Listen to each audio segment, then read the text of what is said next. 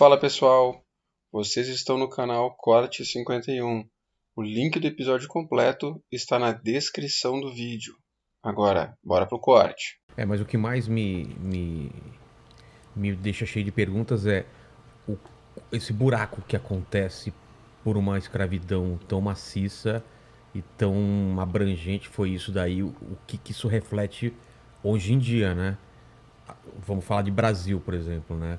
Você tem essa população absurda de escravos que de uma hora para outra, tipo, você não é mais escravo, mas não tem nada. E aí? Como você absorve esse pessoal? Como foi esse processo aqui no Brasil? Não foi, né? Não foi? Não foi. Não foi absolvido. Não, mas foi. Como que aconteceu? Não, o fato Eles é que voltaram a meio que trabalhar... Se fosse a abolição do Rebouças... Entendeu? Se fosse a abolição do Luiz Gama... Tinha umas outras ideias? Não dá pra... Então, o problema é esse. Então, as pessoas acham que não tinha. Simplesmente foi lá, assinou e vai embora. Isso não é verdade. Então, quer dizer, o processo, o abolicionismo foi gestado, né? Devagar, claro, e pode ser... A gente pode discutir se demorou muito ou não, e tudo bem, essa é uma discussão. Agora, que aqueles 8 anos lá, entre 1880 e 1888, de trabalho intenso do movimento abolicionista organizado já, ele tinha muitos projetos para resolver o problema depois. Tá. Então, a disputa era entre os senhores de engenho que queriam indenização e os abolicionistas falaram, não, a abolição tem que ser sem indenização. Se alguém tiver que ser indenizado, serão os ex-escravos e não os senhores. Eles queriam indenização. Sabe que a primeira falência histórica do Banco do Brasil foi por conta da abolição? Porque o que acontecia é que os bancos, eles emprestavam dinheiro para os fazendeiros e eles recebiam os documentos da escravidão como contrapartida. Caramba. Garantia de que eles iam pagar, tá ligado? Sei. Aí, de repente, vem a abolição, os documentos não valem nada. Exatamente. Então, assim, os caras queriam indenização. E inclusive, no estatuto e tal, nas reivindicações dos abolicionistas, falaram, não pode ter indenização para senhor de engenho, porque isso é um absurdo, né? E quando a abolição acontece, e que, inclusive, o Dom Pedro II se recusa a indenizar os ex-senhores de engenho, isso quem registra é o Rebouças, né? Ele escreve no seu diário, os diários do Rebouças são um documento histórico importantíssimo. Ele fala, olha, a gente fez a abolição, né? E passado um ano, os senhores de engenho ou ex-senhores de escravos ainda estavam brigando por indenização, um ano depois. Então ele fala, olha, no aniversário da abolição eu caí numa tristeza terrível, porque os caras não pararam. Então eles emperraram o processo do pós-abolição, né? Tanto os republicanos que estavam querendo dar um golpe fazia tempo, né? Quanto os ex-senhores de engenho que se juntaram aos republicanos e transformaram a política do país numa confusão desgraçada que não deixou andar nenhum projeto para resolver o problema dos ex-escravizados. Mas existia algum movimento de dar algum tipo de reparação em o dinheiro projeto do escravos? Rebouças, o projeto do Rebouças, por Tinha exemplo... até reforma, seria o que a gente chama de reforma agrária. O projeto do Rebouças tinha um desenho... O básico era o seguinte, olha, é pegar essas grandes propriedades de terra, essas grandes fazendas, e o seu dono, ele arrendar parte dessa terra para os seus escravos mesmo, os ex-escravos, e também para imigrantes. Então vem imigrante, tá? Então quer dizer, fatia essa grande propriedade em algumas propriedades menores e você faz produção em escala. Então, o que ele chamava de iniciativa individual e de espírito de associação. Então, cada pessoa vai ter um pedacinho de terra e aí ela vai trabalhar, né? Vai cultivar, vai fazer a sua parte ali e o que ela produzia ali, ela vai passar para o que ele chamava de fazenda central. Então era engenho central e a fazenda central processava e distribuía e todo mundo ganhava dinheiro. Então a ideia dele era essa. Como que você é escravizado por um cara e depois você tá no mesmo lugar, agora em outra função? Era complicado, né? É isso que era complicado, porque na prática, como é que o Machado de Assis tem um conto dele clássico, né? Que é aquele conto que ele... eu acho que foi do ano da abolição mesmo, onde tem um senhor de escravo que vê que a abolição vai acontecer e fala pro negro assim, olha, já que a abolição vai acontecer, eu vou ser mais benéfico do que a própria abolição, vou te libertar agora. Vou te libertar e ainda vou te dar uma grana, assim, para você continuar trabalhando para mim. Só que era um valor tão irrisório que no final das contas a escravidão tinha continuado, porque ele não teria grana para se sustentar com o dinheiro que ele recebia. Então, Aí beleza, ele continuou trabalhando para aquele senhor, aí o senhor dá uma pancada na cara dele e fala, tem algumas coisas que vai demorar para passar. Machado de Assis é genial, cara. Genial, cara. Genial, porque ele sabia que o Nabucco também escreve sobre isso, que a sombra da escravidão iria perdurar na sociedade se não tivesse um projeto de integração, se não tivesse um projeto que ensinasse as pessoas, olha, agora tá todo mundo livre, vamos conviver, vamos fazer o país funcionar para todo mundo, o que não foi que aconteceu nos anos seguintes, cara.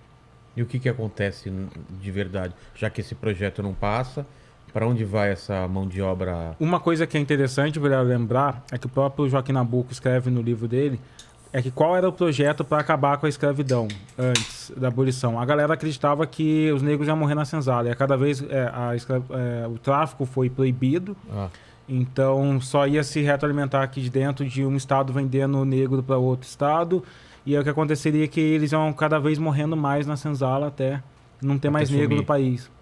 Então, quando vira a República, uma parte dessa elite que assume o poder fala, beleza, vamos manter o nosso padrão aqui, vamos tentar formas a gente não precisar conviver e integrar essas pessoas negras que foram abandonadas, cara. E aí vem esse projeto eugenista no país, que é um projeto de embranquecimento, que é um projeto que tenta criar uma identidade nacional embranquecida, de importar pessoas, de trazer pessoas de fora e dar... Quem que lidera isso? Quem que dá essa ideia? O Brasil todo. Porque o governo republicano. Eu costumo dizer que, assim, chamam a Ku Klux Klan de o governo invisível. O Brasil teve os eugenistas, que são os racistas visíveis. Mas eles era um grupo assumiram tudo. Tinha uma entidade, uma associação eugenista brasileira. Que Como chamava? Foi a maior associação, é o Congresso Eugenista Brasileiro, foi a maior associação da América Latina, liderada por Renato Kell, Monteiro Lobato e vários outros caras. Monteiro Lobato estava nessa? Monteiro Lobato patrocinava. As primeiras publicações, Anais de Eugenia, foi bancada pelo Monteiro Lobato. Caramba. E Monteiro Lobato olhou pro Renato Kell, que é o pai da eugenia, e dizia que a eugenia seria a religião, ciência de todo bom cidadão do Brasil, e falou, cara, eu tenho vergonha de não ter te conhecido antes, você era genial, tá ligado? Renato Kell pegava obras de cientistas da Alemanha e publicava no Boletim da Eugenia. Entre 1920 e 1930, talvez o Brasil foi a época mais racista do Brasil. Por que eu digo mais racista? Porque se você entrar em qualquer universidade, qualquer hemeroteca e pesquisar saúde da raça, higiene da raça, isso estava em discussões. O Congresso brasileiro estava discutindo esterilização. Dos negros? De pessoas... eles não chamavam diretamente negros. Era o que eles chamavam de Degenerados. Qualquer pessoa que tinha doenças congênitas e a negritude, a fé, a cultura negra era uma das coisas que eles consideravam alguns problemas. Por exemplo, era uma crença de que o alcoolismo era um problema do sangue do negro. Lima Barreto foi internado várias vezes por conta disso. Ele era propenso a isso? Alcoolismo. Alcoolismo. Não tinha branco bêbado, caramba. Então, tinha, mas, né? O que acontece? Até depois da abolição, não conta. Não tinha trabalho, ninguém queria contratar as pessoas negras, elas ficavam pra rua, elas acabavam, tipo, bêbadas, violentas nos lugares, e a galera olhava pra isso, e ao invés de falar, nossa, isso é uma condição social, falava, isso é uma condição biológica. Então eles começavam... Ou moral, né? Condição moral, eles falavam bastante moral. Então eles tinham a psicologia brasileira, a Liga de Higiene Mental, a Central de Eugenia Brasileira, que foi congresso de 1930 e tal, cara, eles realmente discutido na universidades do Rio de Janeiro, discutido no governo, discutido no Congresso, apoiados pela imprensa. Essa pauta sobre a esterilização foi divulgada no jornal o Globo, cara. Então, o boletim da eugenia, o Renato Kell agradecia a imprensa por esse projeto por apoio à eugenia no Brasil, tá ligado? Assim, era aberto, mano, era muito aberto. E aí é esse momento que eles querem trazer pessoas brancas eles tinham, assim, o Brasil era um país que precisava desenvolver uma boa natalidade também, porque todo mundo morria, cara. Tipo, era De uma doença, de... não tinha Então, hospital, cara. E esse lance é interessante, porque quando eles falam de eugenia, esse termo eugenia era abrangente na época. Porque, por exemplo, o próprio Juliano Moreira, ele fez parte dessa associação eugênica aí do Renato Kell. No entanto, ele era negro, um médico psiquiatra negro, e ele combatia essa ideia de que o negro era inferior, de que existiam doenças associadas ao negro. Então ele acreditava na eugenia como Limpeza de saúde. higiene. Higiene. Então, por exemplo, o que era o ideal? O Rebouças, de novo. O Rebouças ele tem uma série de artigos que ele chama de higiene alguma coisa, mas eram artigos sobre higiene, porque era um problema, né? A falta de higiene, as pessoas não tomarem natalidade. Natalidade, morria muita criança, morria muita gente de malária. Tinha muito doença, casamento entre primos e pessoas do mesmo sangue, então isso também dava vários problemas. Entendeu? Então a eugenia tinha esse sentido abrangente também de higiene. Então nós temos que cuidar, tornar o país mais limpo, mais higiênico. O projeto sanitarista brasileiro era muito ligado à eugenia. Então, assim, é um erro a pessoa associar diretamente a eugenia a racismo. Entendi. Eugenia era várias outras tretas e outros pensamentos, inclusive alguns que foram bons. É por conta do movimento eugenista que teve uma lei que você não pode mais casar com seu primo, tá ligado? Porque tava dando ruim no país. Tipo, você tá percebendo que tá dando ruim, cara. O Brasil naquela época era bastante rural, né, cara? Tipo, mais de 70% do Brasil era rural. Então, você não tinha saneamento básico, as pessoas morriam de várias doenças. Quando tinha filho, sempre tinha muita morte de bebês. Então, o que a galera começou a fazer traz os europeus, traz os imigrantes, dá um pedacinho de terra e, às vezes, você dá o básico para eles. Por exemplo, um trabalho e uma assistência odontológica.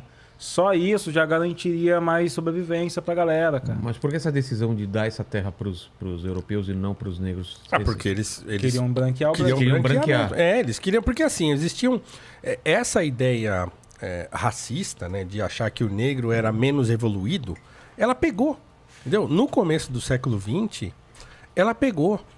Então, esse não é um negócio que vem da escravidão. Não é uma herança, quer dizer, é uma herança indireta. Mas ela, assim, no período do Império... Por exemplo, a gente encontrava não só esses negros que a gente disse, né, os célebres e tal, mas tinha muitas pessoas negras que eram importantes no Império, que eram políticos importantes, que eram artistas. O Dom Pedro II pagou bolsa de estudo para o Estevão Silva, que era um pintor negro, estudar fora. O próprio Carlos Gomes, que era mestiço, né, era miscigenado. Um monte de gente importante. Então, assim, esse ideal racista eugênico, ele foi ganhando corpo depois da abolição, porque os caras eles tinham um ideal de país, e esse ideal de país, ele não incluía a população negra. Esses caras, eles são menos evoluídos, porque eles estavam bebendo naquela coisa alemã de eugenia que vinha da Alemanha. A ciência defendia isso. É interessante dizer que, inclusive, pessoas negras acreditavam que negros eram diferentes biologicamente. Então, teve um Congresso Universal das Raças em 1911 que, o pessoal foi lá em Londres, reuniram todas as pessoas, reuniram os chineses, árabes, todo mundo para falar, cara, o que a gente vai fazer vivendo junto? E William Du Bois, pai da intelectualidade negra estadunidense, participou do Congresso Universal das Raças. Aí foi onde foi apresentado a tese do branqueamento do Brasil. Por quê? Porque uma sociedade... O Brasil, ele sempre teve esse olhar de eu quero ser uma Europa, tá ligado? Então, eu quero ser uma Europa. E na Europa não tem uma população mestiça e negra. Eu preciso vender a imagem de que a gente tem uma população branca. É interessante falar que o branqueamento ele não existe biologicamente. Como assim? A população não vai ficar branca e os negros não vão desaparecer se todo mundo se miscigenar.